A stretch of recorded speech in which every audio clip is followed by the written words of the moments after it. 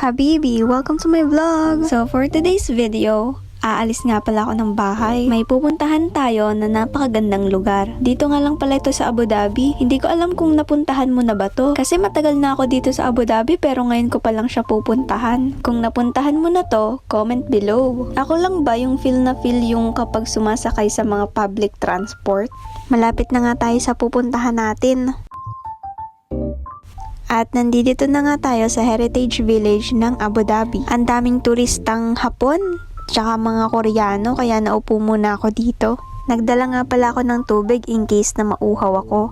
At ayan, papasok na nga pala ako. Pagkapasok mo nga dito sa entrance ay kakaliwa ka. Doon kasi mismo yung parang pinaka-entrance nila kasi may mga camera dito. Paglabas mo doon, ito yung mga makikita mo. Magdala ka nga pala ng payong paglalabas ka ngayon kasi sobrang init. Off ko nga pala kaya napapunta ako dito. Trip ko rin kasi magala. Wala rin kasi akong ginagawa sa bahay. Tapos sakto, hindi ko pa rin naman napupuntahan ito. Nag-enjoy nga pala ako dito sa swing na to. Alam mo yung feeling na parang bumabalik ka sa pagkabata. Tapos parang nakakalimutan mo yung mga problema mo. Tayo kasi mga OFW, sa sobrang hirap ng araw-araw nating ginagawa, ma-relax lang o makapagpahinga lang yung utak natin ng isang araw, masaya na tayo. Nandito nga pala ang mga picture nung mga naging leader ng bansang ito. At dito naman yung mga lumang coins. Grabe, na-preserve nila tong mga to. Napakatatagal na nung mga iba dito.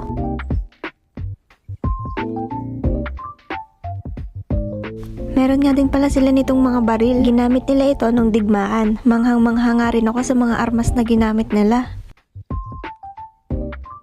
Trivia, alam nyo bang ang silver ang pangunahing ginagamit nila noon kumpara sa gold? Kilala kasi ang Middle East na mayaman sa langis. At lumabas nga ako dito sa malapit sa dagat. Kapag madami kang iniisip, pumunta ka lang dito, talagang marerelax ka. At habang papunta nga ako dun sa kabila, nakita ako ng couple na to. Sabi nila kung pwede ka daw silang picturean. At dahil mahilig ako mag-picture-picture sa mga bagay-bagay at tao, ako na nagbigay sa kanila kung anong posing ang gagawin nila. Habi ko rin kasi yung mga ganito. Pwede nga siguro ako magtayo ng business na parang pang-prenup. At pagkatapos ko ng picturean ay pinakita ko na sa kanila ang pangmalakasang pitik ni Donna. Mukhang nagustuhan naman din nila. Pagkatapos ng pictorial na yon, naupo lang muna ako dito. Ang kalma kasi nung dagat, parang yung mga naiisip mo, naiibato mo lang sa dagat. Tapos umalis na rin ako. Ako naman yung magpipictorial sa bridge na to. Napaka-calm ng place at talagang marerelax ka.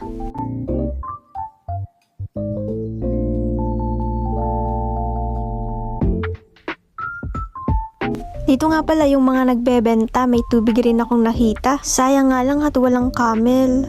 Habibi, salamat sa panonood. Paalam!